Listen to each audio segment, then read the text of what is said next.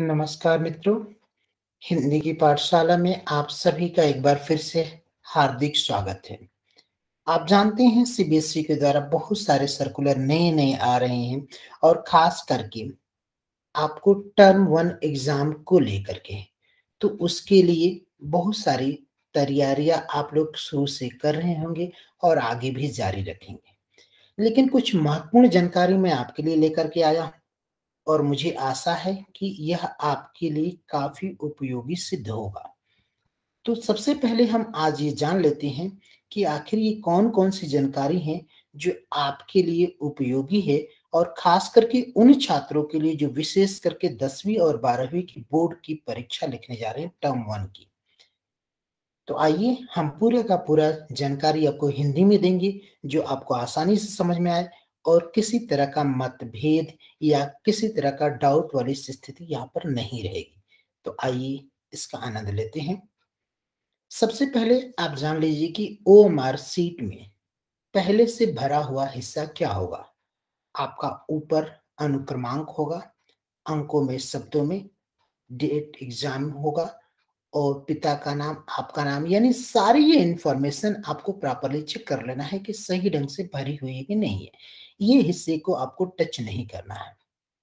आगे देखिए, दूसरा हिस्सा जहाँ से आपका काम शुरू होता है, तो यहाँ पर देखिए, यहाँ पर ओएमआर सीट नंबर तो दिया गया है, लेकिन वहाँ पर पूछा गया है नीचे क्वेश्चन पेपर कोड।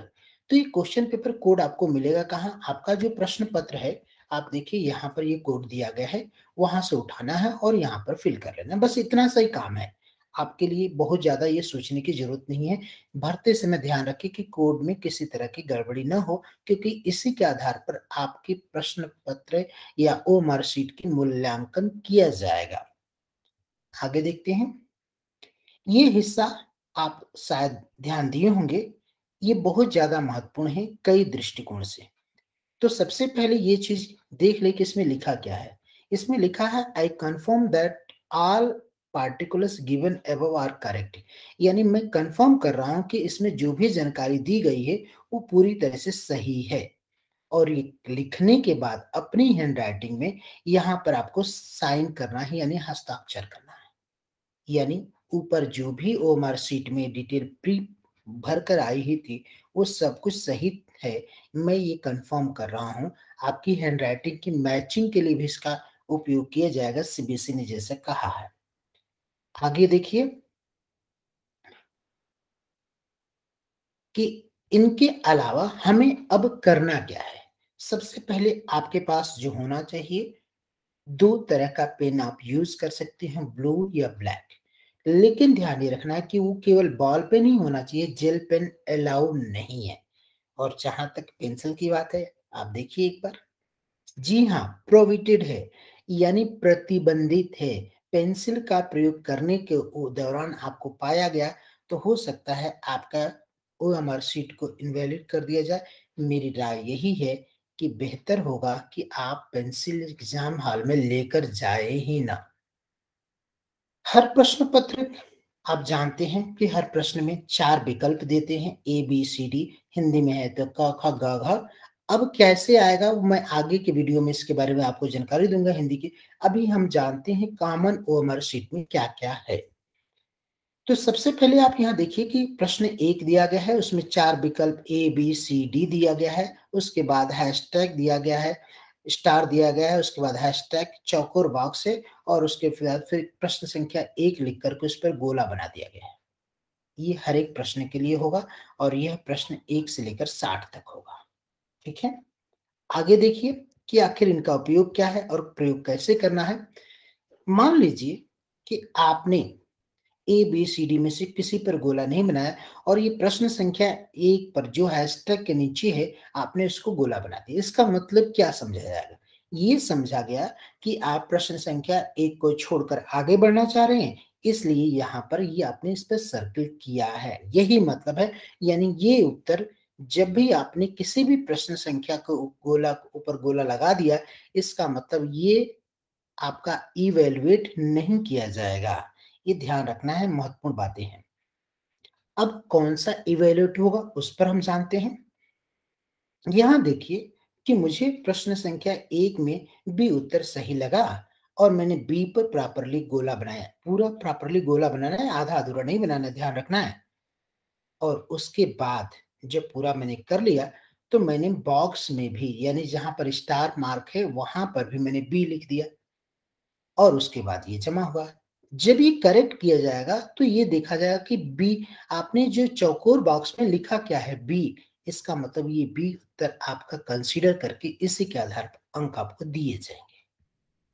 अगला देखिए, मान लीजिए कि आपने ए, बी, सी, डी में से आपने सी को सर्किल करके छोड़ दिया और स्टार बॉक्स जिसमें स्क्वायर बॉक्स में चौकोर बॉक्स में आपने कुछ नहीं लिखा। क्या ये उत्तर आपका वैलिड होगा?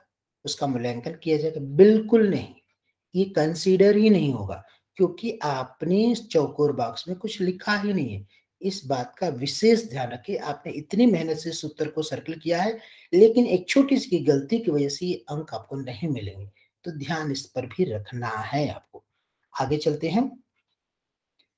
मान लीजिए कि किसी प्रश्न की संख्या के हमने क्या किया सी को सर्किल कर दिया और चौकोर बॉक्स में भी हमने सी लिख दिया। फिर मुझे ध्यान आया कि नहीं यार ये उत्तर सही नहीं है।